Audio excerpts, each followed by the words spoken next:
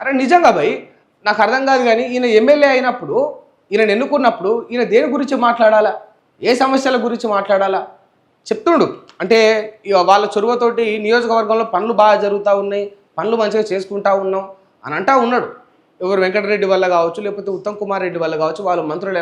ఇప్పుడు ఈయన బాధ ఏంటంటే వాళ్ళ అన్ననో లేకపోతే జర వాళ్ళ అన్నకు సానుకూలంగా ఉన్న ఆయనే ఆ ఉత్తమ్ కుమార్ రెడ్డో ముఖ్యమంత్రి అయితే ఈయన ఒక మంత్రి పదవి వచ్చు.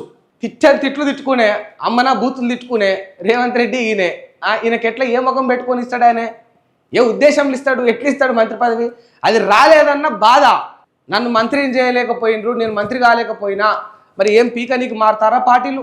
మరి ఏం పీకనీకి మారుతారు పార్టీలు? మారాల్సిన అవసరం ఏమొచ్చింది?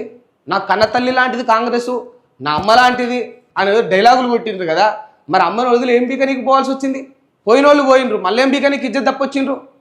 వచ్చిన వాళ్ళు వచ్చిండ్రు, మూసుకొని కూర్చొని పని చేసుకోవచ్చు కదా పోనీ. మళ్ళీ అట్లా చూసుకున్నా కూడా ఈ ముఖ్యమంత్రుల మీద ఇంకా గిదేనా పొద్దుకని ముచ్చాడంటే గిదే. ఇక ఓ సామెత ఉంటుంది కానీ అవి కొన్ని జాతులను కించపరిచినట్టు ఉంటుంది. ఆ సామెత నేను చెప్పదలుచుకోలేదు, బట్ అదైతే అది వీళ్ళకి చాలా అప్లికేబుల్ అవుతుంది. కనీసం కొంచెం నా ఇజ్జత్ అనిపించాలి.